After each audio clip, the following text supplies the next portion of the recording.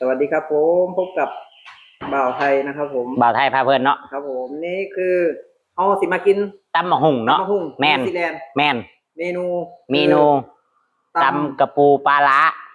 ตำปูปลาร้าอ๋อตำปูปลาละ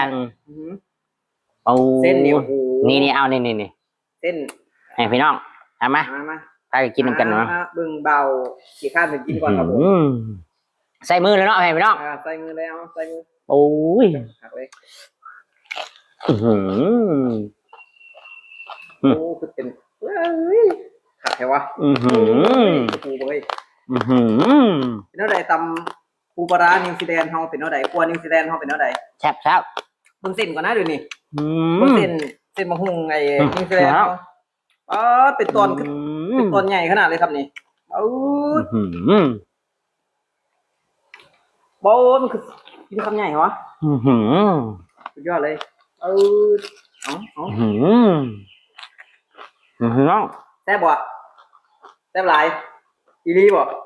อีลีแซ่บไม่นี่เบาไทยกับเบาขี้ข้านหลายกับพามากินตำปูปลานิวซีแลนด์นะครับผมอันนี้น้ำลายไหลครับผมเห็นแล้วอันนี้คือไอ้ลาบหมูกินกับข้าว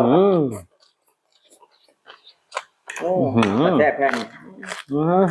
โอ้แค่นี้ก่อนเด้อครับผมยั่วๆเนาะเพราะว่าผมเห็นบางกี่ขั้นกินแล้วผมน้ำลายแตกเลยนี่เอาบางกี่ขั้นเห็นเท่าไหร่ครับไปดีเนาะไงเป็นเนาะผ่านไปผ่านมาครัวนิวซีแลนด์เขื่อนป่าสักแม่นเขาเพจร้านเฮาก็ได้เนาะครัวนิวซีแลนด์แม่นครัวนิวซีแลนด์ตรงนิวซีแลนด์เมืองไทยนะครับครัวนิวซีแลนด์เมืองไทยก็มีตำมะฮุ่งแซ่บกับข้าวอาหารแซ่บด้วยครับผมแม่นอาหารตำสั่งก็มีเนาะอาหารต่างก็มีเนาะแม่นก๋วยเตี๋ยวก็มีเนาะก๋วยเตี๋ยวหมูเนาะก๋วยเตี๋ยวหมูก็มีโอเคแม่นครับส่วนคลิปนี้ก็ขอลงจำนี่เนาะครับสบายดีเนาะพี่น้องครับผม